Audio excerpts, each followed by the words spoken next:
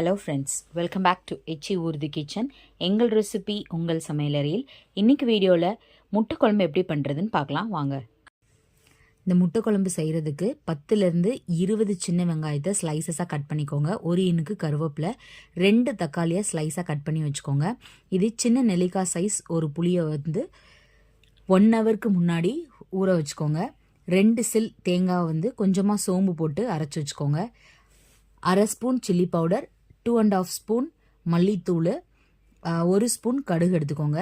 இந்த குழம்புக்கு தேவையான முட்டை, நம்ம ஹீரோ நான் 4 முட்டை வச்சு குழம்பு செய்ய போகிறேன். ஸோ 4 முட்டை எடுத்திருக்கேன். உங்களுக்கு எத்தனை வேணாலும் நீங்கள் எடுத்துக்கலாம். கடாய் சூடானோடனே ஒரு 50 ml நல்லெண்ணெயை நீங்கள் இந்த கடாயில் ஆட் பண்ணிக்கோங்க.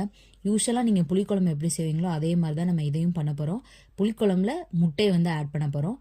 நல்லெண்ணெய் சேர்த்து பண்ணுங்கள், அப்போனா குழம்பு ரொம்ப டேஸ்ட்டாக இருக்கும். எண்ணெய் நல்லா சூடானோடனே நம்ம வச்சுருந்த அந்த 1 ஸ்பூன் கடுகு அதில் ஆட் பண்ணிக்கலாம். கடுகு நல்லா வெடிக்க ஆரம்பிச்சிச்சுங்க.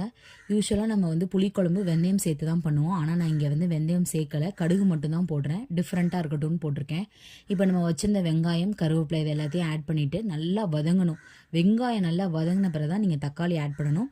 அப்போ தான் குழம்பு நல்லா டேஸ்ட்டாக இருக்கும். ஸோ நல்லா வதங்கட்டும், கோல்டன் ப்ரௌன் வரைக்கும் வதங்க. வெங்காயம் நல்லா வதங்கிடுச்சுங்க. இந்த ஸ்டேஜில் நம்ம தக்காளி ஆட் பண்ணணும். ஆனால் நீங்கள் வெங்காயத்தை கருகாமல் பார்த்துக்கோங்க. கோல்டன் ப்ரௌன் வந்தால் போதும்.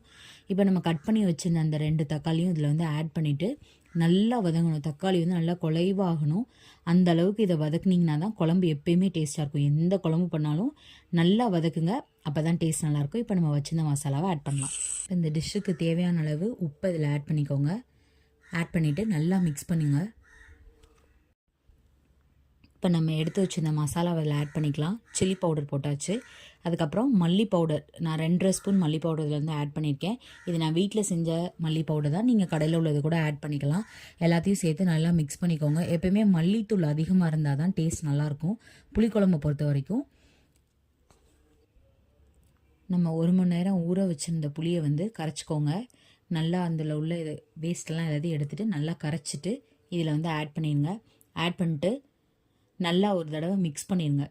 புளியை நல்லா கலந்து விட்டுருங்க. இப்போ இந்த டிஷ்ஷுக்கு தேவையான அளவு தண்ணி ஊற்றிக்கோங்க. முட்டை வேகணும், அதனால் ஓரளவுக்கு தண்ணி ஊற்றுங்க. ரொம்ப தண்ணி ஊற்றிட வேண்டாம். இந்த குழம்பு கொஞ்சம் கெட்டியாக இருந்தால் தான் நல்லாயிருக்கும். நல்லா தண்ணி ஊற்றிட்டு ஒரு தடவை நல்லா மிக்ஸ் பண்ணிடுங்க. சைட்லலாம் எதுவும் இல்லாமல் நல்லா மிக்ஸ் பண்ணிவிட்டு நம்ம வச்சுருந்த முட்டையை இதில் ஆட் பண்ண போகிறோம். நான் இன்றைக்கி வெள்ளை முட்டை தான் எடுத்திருக்கேன். நீங்கள் வேணால் நாட்டுக்கோழி முட்டை கூட இதில் நீங்கள் ஆட் பண்ணிக்கலாம். இப்போ நம்ம எடுத்து வச்ச இந்த முட்டையை ஒன்று ஒன்றா இதில் ஆட் பண்ணிக்கலாம். இதில் ரொம்ப முக்கியமான விஷயம் என்னென்னா, முட்டையை கொஞ்சம் உடச்சி ஊற்றும் போது தள்ளி தள்ளி ஊற்றுங்க. எல்லாத்தையும் பக்கத்தில் ஊற்றாதீங்க. அப்போ தான் நம்ம திருப்பி போடுறதுக்கு வசதியாக இருக்கும். அதுமாதிரி எல்லாமே ஒன்று சேர்ந்துடக்கூடாது. எல்லா முட்டையும் கொஞ்சம் செப்பரேட் பண்ணி ஊற்றுற மாதிரி ஊற்றுனீங்கன்னா தான் இந்த குழம்பு நல்லாயிருக்கும். இப்போ 4 முட்டையும் நம்ம உடச்சி ஊற்றியாச்சு. இப்போ இந்த வீடியோவில் பார்க்குறீங்களா, இது மாதிரி முட்டையை கொஞ்சம் கேப் விட்டு ஊற்றிக்கோங்க. அப்படின்னா தான் அதோட ஒயிட் நல்லா ஃபார்ம் ஆகி இந்த எல்லோ மிடில் இருக்கும். பார்க்குறதுக்கும் சாப்பிட்றதுக்கும் ரொம்ப நல்லாயிருக்கும். அதே மாதிரி முக்கியமான விஷயம், அடுப்பை சிம்மில் வச்சுக்கோங்க. ஃபுல் ஃப்ளேமில் வச்சிங்கன்னா கொதிச்சிரும், நல்லா இருக்காது. இப்போ இந்த குழம்பை ஒரு லிட் போட்டு இதை மூடிடலாம். நியர்லி ஒரு 10 நிமிஷத்துக்கிட்ட இந்த முட்டை வேகணும். அப்போ தான் அதோட அடிப்பகுதியெலாம் நல்லா வேகும். ஸோ நல்லா மூடி போட்டு மூடிடுங்க. இப்போ 10 நிமிஷம் ஆயிடுச்சுங்க. இந்த முட்டை எப்படி இருக்குன்னு பார்க்கலாம்.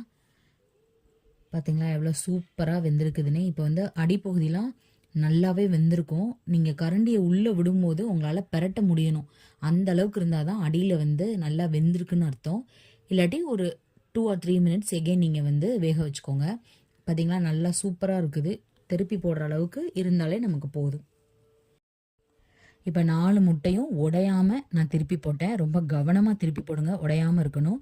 நம்ம அரைச்சி வச்சுருந்த தேங்காய் பேஸ்ட்டை இதில் ஆட் பண்ணிக்கலாம். முட்டையில் அப்படியே டைரெக்டாக நடுவில் ஊற்றிடாமல் 4 கார்னர்லேயும் நம்ம ஊற்றணும். இப்போ பாருங்களேன், நான் அந்த வீடியோவில் உங்களுக்கு ஊற்றி காட்டுறேன்.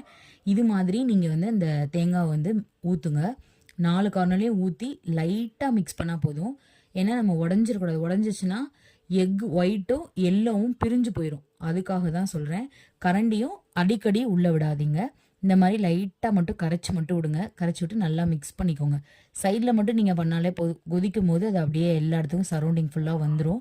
ஸோ ரொம்ப இது பண்ண வேண்டாம். குழம்பு நல்லா கொதிச்சிட்ருக்கு. இந்த டைமில் நம்ம ஒரு 1/2 டம்ளர் தண்ணி மட்டும் இதில் ஆட் பண்ணிக்கலாம். எகெயின் லிட்டு போட்டு க்ளோஸ் பண்ணிடுங்க. இப்போ 7 to 8 மினிட்ஸ் கிட்டே இதை நல்லா குக் பண்ணட்டும். மறுபடியும் பாயில் ஆகட்டும். 2 சைடும் நல்லா வெந்திருக்கும். இப்போ மோஸ்ட்லி நம்மளோட குழம்பு ரெடி ஆயிடுச்சு. நான் எப்படி இருக்குன்னு காட்டுறேன். இந்த பாருங்கள், சூப்பராக வெந்திருக்கு. இப்படி இருந்தால் தான் 2 சைடுமே நல்லா வெந்திருக்குன்னு அர்த்தம்.